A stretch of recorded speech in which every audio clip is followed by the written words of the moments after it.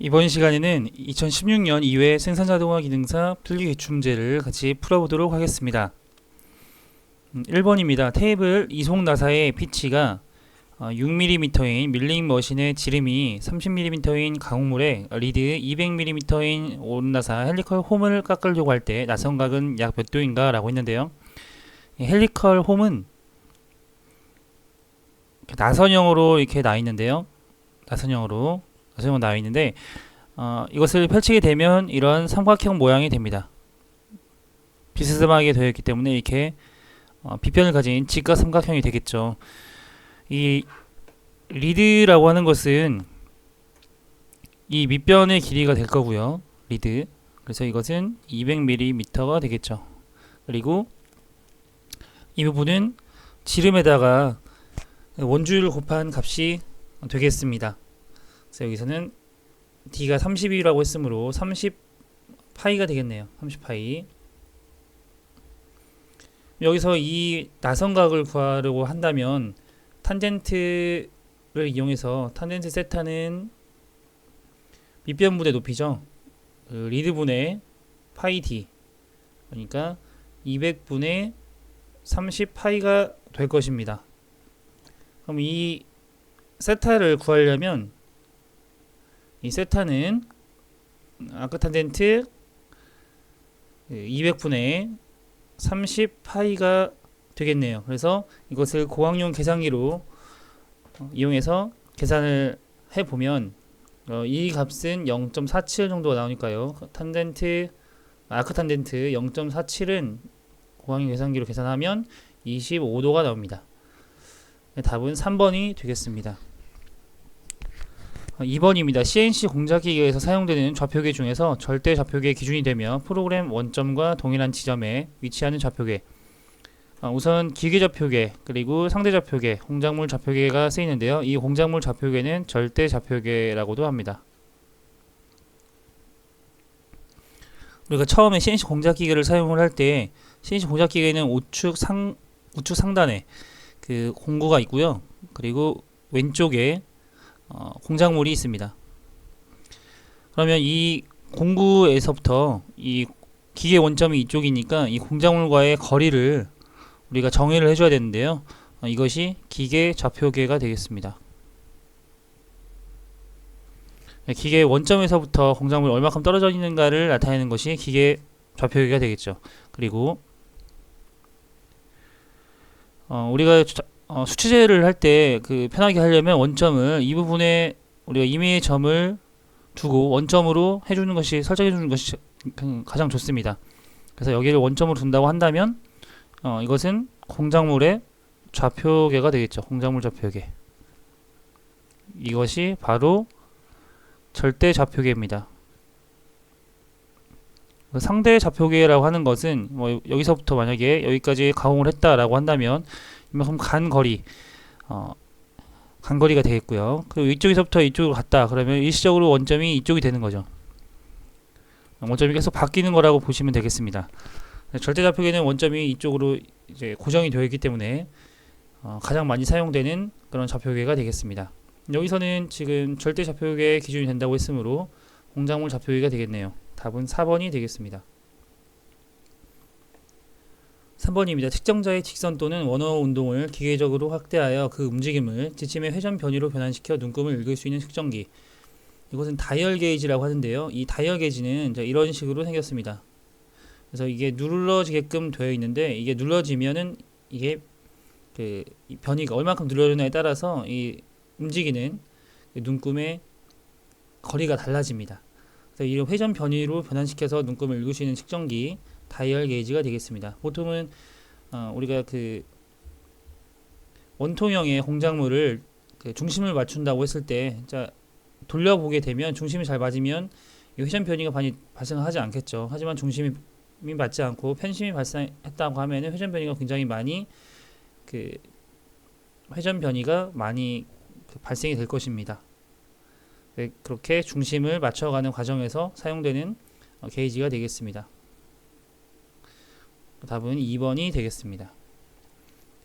4번입니다. 3번에서 3개의 조가 120도 간격으로 구성되어 있어 그 원형 등의 가공물을 고정할 때 편리한 척.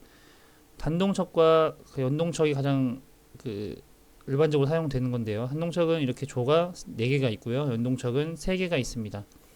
단동척은 이게 따로따로 움직이지만 연동척은 같이 움직인다는 특성이 있습니다.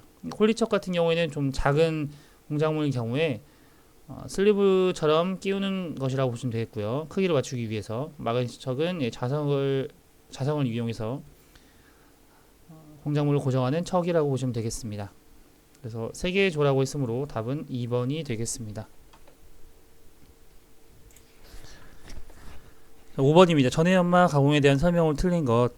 전해연마 특징으로는요, 이 가공면에 방향성이 없습니다. 방향성이 없다는 것은 가공을 이쪽으로 해대고 이쪽으로 해대고 이쪽으로 해대고 이쪽으로 해대고 이렇게 방향성이 없다는 것입니다. 방향성이 있다는 것은 한쪽으로만 가공을 해야 된다는 뜻입니다. 전해연마 가공면에 방향성이 없기 때문에 1번 설명은 틀렸고요. 내부지성과 내마모성이 향상되고 가공 표면에 그 변질층이 생기지 않습니다. 층이죠. 변질층 수정하도록 하겠습니다. 변질층. 복잡한 형상의 제품도 전해 연마가 가능합니다. 답은 1번이 되겠습니다. 6번입니다. 주조 경질 합금 중에 그 상온에서 고속도강보다 경도가 낮고 고온에서는 경도가 높고 단전에 열 처리가 되지 않는 것이라고 나와 있는데요. 단전에 열 처리가 되지 않는 것은 이게 주조를 한 그런 합금일 것 같습니다. 그럼 주조 경질 합금, 스텔레이트가 가장 그 대표적이죠. 주성분으로는 텅스텐, 크롬, 코발트 그리고 철이 있습니다. 답은 주조 경질 합금인 스텔라이트가 되겠습니다. 주조 경질 합금. 7번입니다. 7번 그 다음 중 M10 곱하기 1.5 탭을 가공하기 위한 드릴링 작업 기초구멍으로 적합한 것. 이 M10이라고 하는 것은 이제 미터 나사 지름이 10파이라는 것을 알려주는 거고요. 곱하기 1.5라고 하는 것은 1.5는 피치 값을 뜻합니다. 여기서 탭 나사라고 하는 것은 앞 나사를 내는 작업인데요. 이렇게 구멍이 있으면 앞 나사를 이렇게 내는데 탭 가공을 하기 위해서는 우선은 10으로 뚫어버리면 그 탭 앞나사를 내기가 어렵겠죠. 그래서 피치를 뺀 값으로 드릴 가공을 해줘야 됩니다. 그래서 구멍의 치수인 10에서 피치값 1.5를 뺀 8.5로 드릴 가공을 한 후에 탭 가공을 하게 되면 비로소 이게 10파이의 그 앞나사를 가지고 있는 구멍이 되는 거죠. 그래서 기초 구멍을 낼 때는 이렇게 지름 치수 마이너스 피치를 해서 8.5mm의 치수로 가공을 해야 됩니다. 답은 3번이 되겠고요. 8번입니다. 내경과 중심이 같도록 외경을 가공할 때 사용하는 선반의 부속 장치. 내경과 중심이 같도록 외경을 가공할 때는요. 우선 중심이 맞아야 되는데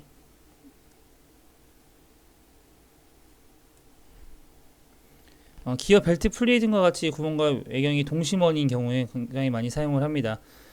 그래서 이 구멍에 먼저 뚫어놓고 이것을 맨드릴을 끼워서 양 센터로 지지해서 외경과 측면을 가공해서 부품을 완성하는 선반의 부속품입니다.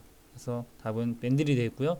면판 같은 경우에는 이제 척에 고정할 수 없는 그런 불규칙하거나 대형인 경우 이제 선반의 부속품으로 사용되는 것이 면판이고요. 돌리개라고 하는 것은 회전 센터와 정지 센터로 고정을 하면 고정력이 약해서 가공이 어려운데 두 쪽의 회전력을 가공에 전달하기 위해서 사용하는 선반의 부속품이 되겠습니다. 방진구 같은 경우에는 이제 그 지름의 20배 이상인 가늘고 긴 공작물을 절삭할 때 사용하는 부속품이 되겠습니다. 답은 4번이 되겠고요. 3번이 되겠습니다. 9번입니다. 브로칭 작업에 대한 설명을 틀린 것. 브로칭 작업은 이제 브로치라는 그 공구를 사용을 하는데요. 대량 생산에 적합합니다. 그리고 기어의 전용 절삭법이라고 되어 있는데 기어의 전용 절삭법으로는 이렇게 호브를 이용한 방법, 평판에 의한 방법, 초형 공구에 의한 방법, 창성에 의한 방법이 있습니다. 답은 2번이 틀렸고요. 1회 인발 또는 압입 시키는 거죠. 일반적으로 가공물의 내면이나 외경에 필요한 형상 가공을 할 수가 있습니다. 10번입니다. 센터리스 연사학의 특징으로 틀린 것. 센터리스 연사학이라고 하는 것은 센터리스, 그러니까 센터가 없다는 거죠. 센터 구멍이 필요 없다는 겁니다. 긴축 재료의 연삭이 가능합니다. 그리고 가늘고 긴 그 가공물의 연삭에 적합하고요. 그 대형 중량물의 연삭에는 적합하지 않습니다. 답은 2번이 되겠고요. 센터리스라고 했으니까 그 속이 빈 원통의 외면 연삭에 편리합니다. 긴 홈이 있는 연삭 가공물의 연삭은 할 수가 없습니다. 답은 2번이 되겠습니다. 11번입니다. 다음 그림에 대한 설명으로 옳은 것. 참고치수로 기입한 곳이 두 곳이 있다고 했는데 참고치수는 이렇게 가로를 해주는 거죠. 보면은 이 부분밖에 없네요. 그러면 두 곳이 아니라 한 곳입니다. 45도 못되기는 C2 이런 식으로 나타나게 되는데 여기서 찾아보면 C3이 있네요. 여기 4-C3이라고 하는 것은 네 군데라고 하는 것입니다. 그러니까 네 군데 C3, 3mm인 거죠. 3mm. 3mm 못다게 한 곳이 45도 못다게 한 곳이 네 곳이 있다는 뜻입니다. 지름이 10mm 구멍이 한 개 있다라고 나와 있는데 지름이 10 그러면 파이 10인 거죠. 파이 10인 것은 4-파이 10이므로 4개가 아닌 한 개가 아닌 4개가 있겠습니다. 그리고 한 변의 길이가 80mm 정사각형 치수보조기호가 이렇게 되어 있는 것은 한 변의 길이가 80mm인 정사각형을 뜻합니다. 답은 4번이 되겠습니다. 12번입니다. 면의 지시기호에 대한 각 지시기호의 위치에서 가공 방법을 표시하는 위치로 옳은 것. 여기 A 부분은 그 중심선의 평균 거치기 값이 들어가고요. B는 그 다듬지 여유 기입을 하면 되고, C는 줄무늬 방향 기호, D는 커드프 값, 그리고 E는 가공 방법이 들어가면 됩니다. 그래서 가공 방법은 여기 2번이 되겠죠. 2번. 가공 방법. 답은 4번이 되겠습니다. 13번입니다. 그림과 같은 치수 기법의 명칭. 여기서는 계속해서 늘어나는 거죠. 그러니까 누진이라고 보시면 되겠습니다. 누진. 이것은 누진 치수 기법이고요. 여기서부터 따로따로 이렇게 같은 수평선상에서 각각의 치수를 나타내는 것이 직렬 치수 기법이고, 좌표 치수 기법이라고 하는 것은 그 좌표를 이용해서 나타낸 것, 좌표를 이용해서 나타낸 것이 좌표 치수 기법입니다. 병렬 치수 기법 같은 경우에는 같은 수평선상에 나타내는 것이 아니라 이렇게 위쪽으로 혹은 아래쪽으로 혹은 옆쪽으로 늘어가면서 기입해주는 병렬 치수 기법이 되겠습니다. 그래서 답은 누진 치수 기법이 되겠고요. 14번입니다. 그림과 같이 키움, 구멍 등 해당 부분 모양을 도시하는 것으로 충분한 경우 사용한 수상도로 수상 관계를 나타내기 위해서 주된 그림의 중심선, 기준선, 치수보조선 등을 연결해서 나타내는 수상도를 고르라고 했는데요. 이것은 대상물 구멍, 홈 등 한 부분만을 그 모양을 도시하는 것, 그 부분만으로도 충분히 그 형상을 나타낼 수 있는 경우에 사용하는 투상도입니다. 국부 투상도죠. 국부 투상도. 일부분만 이용해서 그 투상해도 그 형상을 알아볼 수 있는 것, 일부분이 국부라고 합니다. 국부 투상도가 되겠습니다. 이 회선 투상도 같은 경우에는 이제 회전을 해서 도시를 해야 그 형상에 대한 투상이 쉬울 경우에 사용하는 투상도가 되겠습니다. 답은 3번이었고요. 15번입니다. 기계부품을 조립하는 데 있어서 추세공차와 기하공차의 호환성과 관련한 용어 설명 중에 옳지 않은 것. 최대 실체 조건 MMC. MMC라고 하는 것은 맥시멈 메터리얼 컨디션이 되겠습니다. 최대 재료 조건이죠. 최대 실체 조건. 한계 지수에서 최소 구멍 지름과 최대 축 지름과 같이 본체 형체 실체가 최대인 조건 맞습니다. 최대 실체 가상 크기 맥시멈 메터리얼 버추얼 사이즈. 최대 실체 가상 크기의 MMVS는 같은 몸체 형체의 유도 형체에 대해서 주어진 몸체 형체와 기하 공차의 최대 실체 크기의 집합적 효과에 의해서 만드는 크기 맞고요. 최대 실체 요구사항 MMR이라고 하는 것은 맥시멈 메터리얼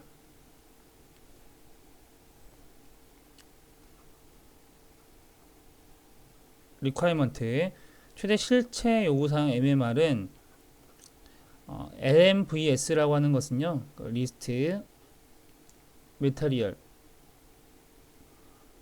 버추얼 사이즈인데요. 여기서는 LMVS라고 하는 것은 최소 재료 실질 크기를 뜻합니다.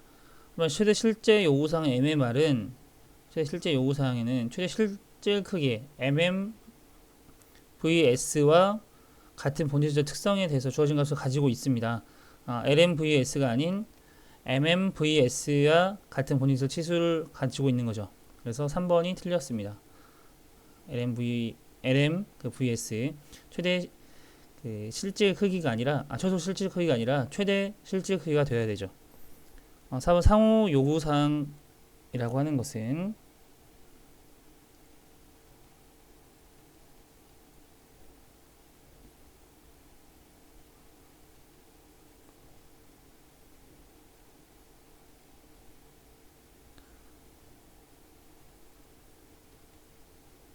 이렇게 나타낼 수 있습니다.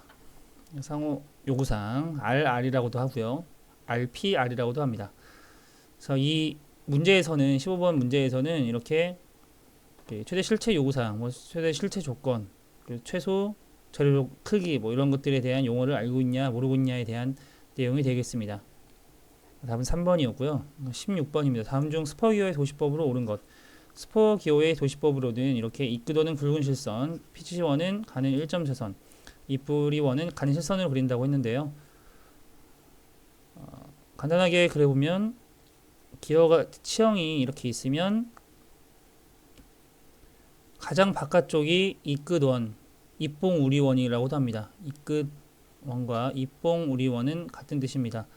그리고 이쪽 뿌리 쪽, 이게 입뿌리원이 되겠습니다. 입뿌리원 끝에가 이끝원이고요. 그리고 가운데 이 부분이 피치원이 되겠습니다. 피치원. 이 피치원은 1.4선으로 나타내죠. 그리고 이 끝원은 굵은 실선으로 나타냅니다. 굵은 실선. 입봉우리원은 굵은 실선. 맞죠? 이고라는 이 뿌리원을 뜻하는데 이 뿌리원은 가는 1.4선이 아니라 2.4선도 아니고 가는 실선으로 나타냅니다. 답은 2번이 되겠습니다. 17번입니다. 기계제도에서 사용되는 재료기호 중에 SM20C의 의미. SM20C의 의미. SM20C는 기계구조용 탄소 강제를 뜻하죠. 답은 1번이 되겠고요. 합금 공구가 강제는 STS11 정도를 나타내고 일반 구조용 아베형 강제 SS400, 탄소 공구가 강제는 STC가 되겠네요. 답은 1번이 되겠습니다. 18번입니다. 최상법을 나타내는 기호 중에 제3각법을 의하는 기호. 제3각법이라고 하는 것은 이 4, 4분면 중에 이 3, 4분면에 물체가 있는 경우인데요. 이것은 눈, 투상면, 이 부분이 투상면입니다. 투상면 물체가 있는 경우입니다. 그래서 투상면 기호인 투상면 물체가 이렇게 순서대로 나와야 되죠. 1번 같은 경우가 삼각법을 뜻하고요. 3번 보기가 일각법을 뜻합니다. 그래서 삼각법을 의미하는 기호를 고르라고 했으므로 답은 1번이 되겠습니다. 19번입니다. 제3각법에 의한 그림과 같은 정수상도의 입체로 가장 적합한 것. 여기 정면도를 보시면 이 부분 사각형인 경우가 1번은 될 수가 없고요. 2번 되지만 이 부분 삼각형에서 2번 될 수가 없습니다. 4번은 여기서부터도 될 수가 없고요. 그래서 이 부분 삼각형 이 부분 그리고 이 삼각형 이 부분이 되겠죠. 그래서 이 정면도만 봐도 3번이 답이라는 것을 알 수가 있습니다. 다음 3번이었고요. 20번입니다. 30도 사다리꼴 나사의 종류를 표시하는 기호. RC는 이제 관용 테이프 앞나사를 뜻하고요. RP는 관용 평행 앞나사. TW는 29도 사다리꼴 나사를 뜻하는데 이것은 인치계입니다. 인치계. TM이 30도 사다리꼴 나사를 뜻하는데 이것이 밀리미터계가 되겠습니다. 답은 4번이 되겠습니다. 21번입니다. 왕복식 유압 펌프. 왕복식이라고 하는 것은 피스톤 펌프를 얘기하죠. 용접식 펌프에는 회전 펌프에 기어 펌프, 나사 펌프, 베인 펌프 등이 있고 피스톤 펌프에는 회전 피스톤 펌프, 왕복식 펌프가 있습니다. 그래서 왕복식 유압 펌프는 피스톤 펌프에 속한다고 볼 수가 있겠습니다. 답은 4번이 되겠고요. 22번입니다. 공기 저장 탱크의 크기를 결정하는 데 있어서 고려해야 될 사항이 아닌 것. 공기 저장 탱크 고려사항으로는요. 시간당 스위칭 횟수, 공기 압축기의 압력비, 공기 압축비의 공기 세척이 있습니다. 그래서 포함되지 않는 것은 답은 4번. 공기에 포함된 수분 함량은 고려해야 될 사항이 아닙니다. 23번입니다. 유압 밸브 3위치 밸브에서 중립 위치에서의 유료 형식이 아닌 것. 우선 이 부분이 공급 포트 P, 그 다음에 탱크 포트가 있습니다. 그리고 작업 포트 A, B 이렇게 네 가지가 있는데요. 3인치 밸브에서는 오픈 센터 같은 경우에는 이제 PT, AB, 그러니까 공급 포트 탱크로 가는 귀환하는 탱크 포트와 AB 작업 포트가 다 이어져 있는 것이 오픈 센터이고요. 텐덤 센터 같은 경우에는 PT, 공급 포트와 T가 연결되어 있고 나머지는 다 막혀 있는 경우가 텐덤 센터입니다. 세미 오픈 센터라고 하는 것은 펌프 클로즈드 센터라고도 하는데요. 펌프 쪽만, 그러니까 P 쪽만 막혀 있고 나머지는 연결되어 있는 거죠. 탱크 오픈 센터라는 것은 없고 클로즈드가 되겠습니다. 탱크 클로즈드 같은 경우에는 P와 AB, 그러니까 공급 포트와 작업 포트 AB가 연결되어 있고 탱크만 막혀 있는 탱크 클로즈드 센터가 되겠습니다. 답은 3번이 틀렸습니다. 24번입니다. 압력 수도, 위치 수도, 속도의 합은 일정하다의 식과 가장 관계가 깊은 것은 베르누이의 정리죠. 이런 식이 나오게 됩니다. 압력 수도, 속도 수도, 그리고 위치 수도의 합은 항상 일정하다. 베르누이의 정리가 되겠습니다. 연소의 법칙은 유량은 단면적 곱하기 속도 라고 할 수가 있고요. 파스칼의 원리는 어느 밀폐된 공간에서 비압축성 유체에 압력을 가하면 어느 곳에서나 그 압력은 같다라는 원리가 되겠습니다. 보일-샤를레 법칙이라고 하는 것은 보일의 법칙은 온도가 일정할 때 압력과 부피가 반비례한다는 법칙이고요. 샤를레 법칙이라는 것은 압력이 일정할 때 부피와 온도는 비례한다라는 뜻입니다. 그런 원리가 되겠죠. 24번의 답은 3번이 되겠고요. 25번입니다. 공기압 발생 장치와 관계가 없는 것. 공기압 발생 장치에는 공기 탱크, 공기 압축기, 냉각기 등이 있겠고요. 공기 유압 배양기와는 관계가 없습니다. 답은 4번이 되겠습니다. 26번입니다. 제어 밸브의 연결구 포트에 P라는 문자가 적혀 있으면 여기에 연결하는 배관. 공기 탱크와 연결되는 배관인 공급 포트 P죠. 그래서 이것이 3번이 답이 되겠고요. 제어 라인과 연결되는 경우는 제어 포트 X, Y, Z에 연결해야겠습니다. 실린더와 연결하는 배관은 이것은 작업 포트에 연결해야 되죠. 보통 A와 B 이런 곳에 해야 되고요. 소음기에 배관되는 배기되는 보통 유압 같은 경우에는 T, 그리고 배기되는 경우는 그러니까 R, 공압 같은 경우에는 이제 R에 연결을 하고 유압 같은 경우에는 탱크 T에 연결을 하죠. 그러니까 RST, 배기 포트에 연결하면 되겠습니다. 27번입니다. 고압의 유압률을 조정하는 용기로 필요에 따라서 유압 시스템에 유압률을 공급하거나 회로 내에 밸브를 갑자기 폐쇄할 때 발생하는 서지 압력을 방지할 목적으로 사용되는 것. 추갑기죠. 추갑기 기호는 1번이 되겠습니다. 추갑기를 눕혀놓은 곳이 공기 탱크가 되겠습니다. 2번은 유압 펌프, 3번은 필터, 4번은 해당 없습니다. 답은 1번이 되겠고요. 28번입니다. 다음 중 유압 장치의 압력이 상승하지 않을 때 대체 행동이 아닌 것. 압력이 상승하지 않을 때는 우선 언로드 그 회로, 그 무브화 회로를 점검을 해야 됩니다. 보통 무브화 회로는요, 그 공급 포트와 탱크 포트가 이렇게 연결되어 있는 경우가 무브화 회로인데요. 압력이 상승하지 않은 경우에 이렇게 연결되어 있는 경우가 있습니다. 그러니까 압력이 상승하지 않겠죠. 유압 배관이 도면대로 되어 있는지 검사를 해야 되고요. 펌프로부터 기름이 토출되고 있는지를 검사를 해야 합니다. 펌프는 운전 속도 규정 속도 이상으로 가동을 하게 되면 압력이 상승하지 않을 때 그것을 점검할 수가 없습니다. 이상이 아니라 이하로 가동을 해야겠죠. 답은 4번이 되겠습니다. 29번입니다. 압축 공기 건조 방식이 아닌 것. 건조 방식으로는 흡수식, 흡수액을 사용하는데요. 흡수액을 사용한 화학적 방식인 흡수식,